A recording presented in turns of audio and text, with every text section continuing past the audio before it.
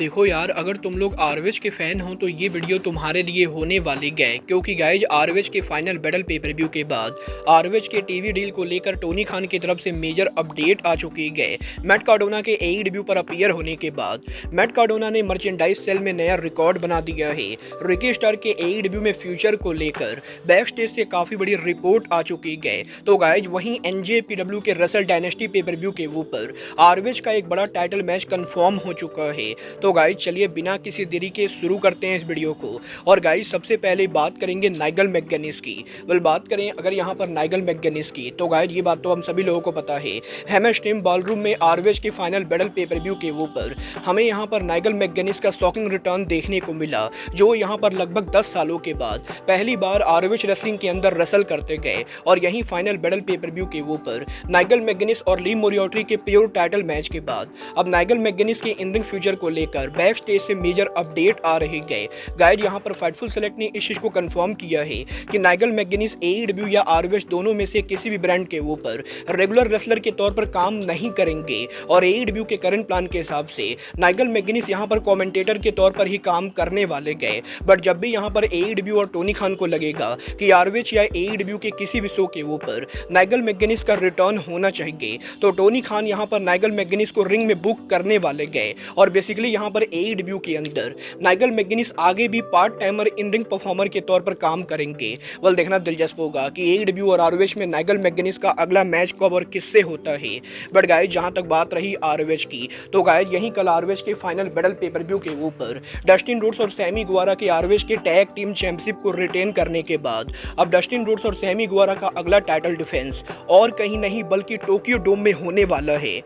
कल यहाँ पर फाइनल बैटल पेपर व्यू पर डस्टिन रोड्स और सैमी गुवारा के टाइटल रिटेन करने के बाद एनजेपीडब्ल्यू की faction Bullet Club War Dog की तरफ से हमें यहाँ पर एक वीडियो पैकेज देखने को मिला, जिस वीडियो पैकेज के अंदर बुलेट क्लब वॉर डॉग के मेंबर सो और योशिनोबु कामेमारू हमें यहाँ पर प्रोमो कट करते हुए दिखाई देते गए। और वो यहाँ पर एनजेपीडब्ल्यू के रसल डायनेस्टी पेपर व्यू के ऊपर डस्टिन रोड्स और सैमी गुवारा को आरविच के टैग टीम चैंपियनशिप के लिए चैलेंज करते गए। और कल यहाँ पर बुलेट क्लब वॉर डॉग के चैलेंज करने के बाद अब यहाँ पर ये चीज ऑफिशियली कंफर्म हो चुकी है कि हमें यहाँ पर टोक्यो डोम में रसल डायनेस्टी पेपर व्यू के ऊपर 5 जनवरी को सैमी गुवारा टोक्यो डोम में उनका इन रिंग डेब्यू करते हुए दिखाई देंगे। और हमें यहाँ पर 5 जनवरी के ऊपर आरविच का टैग टीम चैंपियनशिप भी ऑन द लाइन देखने को मिलेगा। देखना बहुत ही दिलचस्प होने वाला है कि Dustin Rhodes Sammy Guevara versus Bullet Club War Dog का ये जो टाइटल मैच होने वाला है, ये यहाँ पर टोक्यो डोम में मेन पेपर व्यू के ऊपर होता है या फिर इस मैच को प्री शो के ऊपर रखा जाता है। ये तो आने वाला टाइम बताएगा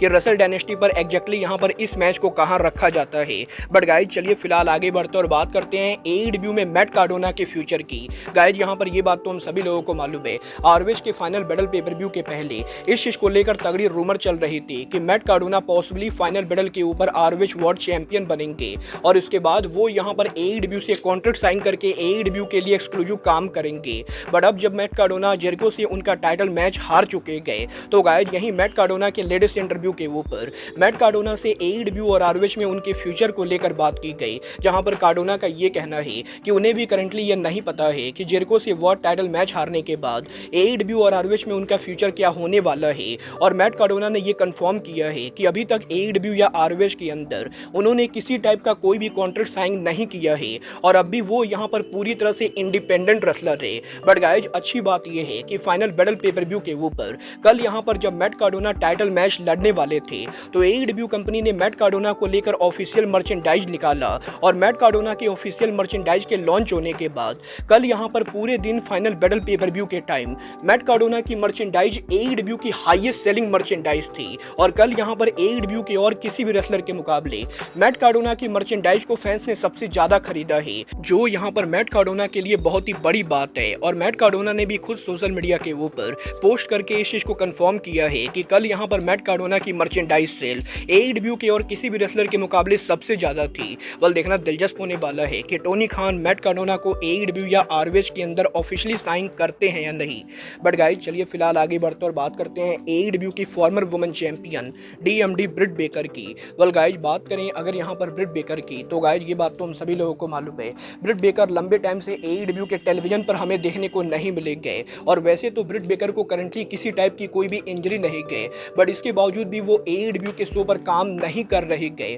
और यही ब्रिट बेकर के लेटेस्ट इंटरव्यू के ऊपर अब खुद यहाँ पर ब्रिट बेकर ने ये कंफर्म कर दिया है कि वो AEW के शो पर काम क्यों नहीं कर रहे गए। गाइज यहाँ पर बेकर के लेटेस्ट इंटरव्यू के ऊपर जब उनसे पूछा गया कि वो AEW के टीवी पर काम क्यों नहीं कर रहे गए, तो ब्रिट बेकर जवाब देकर ये कहते गए कि वो यहाँ पर करंटली रेसलिंग बिजनेस के बाहर कुछ दूसरे प्रोजेक्ट कर रहे गए और वो यहाँ पर पॉसिबली किसी टीवी सीरीज के लिए करंटली यहाँ पर उनका शूट कर रहे गए, जिस रीजन की वजह से वो रेसलिंग बिजनेस के अंदर करंटली काम नहीं कर सकते गए। और ब्रिट बेकर का ये कहना है कि करंटली AEW के वुमेन डिवीजन के अंदर जो स्टोरी लाइन चल रही गए उनके अंदर ब्रिट बेकर की कोई भी जरूरत नहीं गए और इसीलिए फिलहाल के लिए वो AEW के शो पर काम नहीं करेंगी। बट जैसे ही उनका नॉन रेसलिंग प्रोजेक्ट ओवर हो जाता है वो यहाँ पर डेफिनेटली दोबारा से AEW के टेलीविजन पर रिटर्न करेंगी। मतलब ये तो आने वाला टाइम बताएगा कि DMD ब्रिट बेकर AEW पर रिटर्न कब करते गए। बट गाइज जहां तक बात रही रिटर्न करने की, तो गाइज ये बात तो हम सभी लोगों को मालूम है, AEW के another home grown superstar Ricky Stark लंबे टाइम से AEW पर हमें देखने को नहीं मिले गए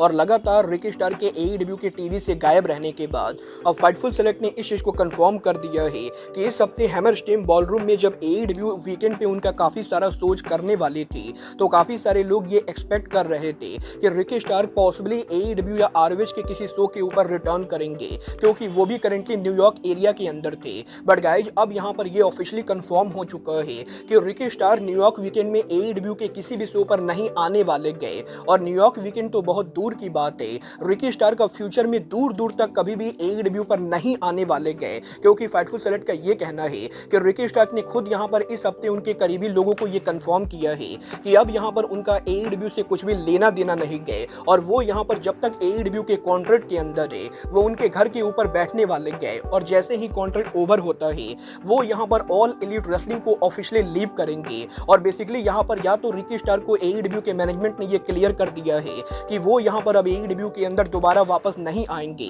या फिर रिकी स्टार्क ने खुद ये डिसाइड कर लिया है कि उन्हें यहाँ पर AEW पर रिटर्न होने में कोई भी इंटरेस्ट नहीं गए। वेल ओवरऑल यहाँ पर इस पूरी स्टोरी का एंड यहीं गए कि रिकी स्टार्क अब यहाँ पर AEW पर नहीं आने वाले गए, जो मेरे हिसाब से AEW और रिकी स्टार्क दोनों के लिए बेटर है। वेल अब ये आने वाला टाइम बताएगा कि Ricky Stark exactly AEW company के कॉन्ट्रैक्ट के ओवर होने के बाद कंपनी को कब लीव करते गए। बट गाइज चलिए फिलहाल आगे बढ़ते और बात करते हैं AEW के प्रेसिडेंट टोनी खान की। गाइज कल यहाँ पर ROH के फाइनल बैटल पेपर व्यू के मीडिया स्क्रम के ऊपर टोनी खान जब मीडिया से बात कर रहे थे तो टोनी खान से ROH के टीवी डील को लेकर सवाल पूछा जाता है, जिसके जवाब में टोनी खान ये कहते गए कि वो यहाँ पर करंटली मीडिया को ये नहीं बता सकते गए कि ROH की टीवी डील किसके साथ हो रही गए और इस टीवी डील का नेगोशिएशन कितना हो चुका है। बट टोनी खान डेफिनेटली ये बोल सकते गए कि ये टीवी डील अभी यहाँ पर पूरी तरह से फाइनलाइज नहीं हुआ है और फिलहाल यहाँ पर ये टीवी डील के अंदर कितना टाइम लगेगा इसको लेकर टोनी खान के लिए कुछ भी कहना बहुत ही ज़्यादा मुश्किल है। और ओवरऑल यहाँ पर टोनी खान ने लगभग ये क्लियर कर दिया है कि शायद यहाँ पर ROH के टीवी डील के अंदर अभी और टाइम लगने वाला है। वेल देखना दिलचस्प होगा कि टोनी खान की ये टीवी डील कभी होती भी है या नहीं। बट गाइज अब आज के इस वीडियो में बस इतना ही, मैं मिलता हूँ आपसे अपने अगले वीडियो में। बट गाइज तब तक के लिए goodbye, good night and bang.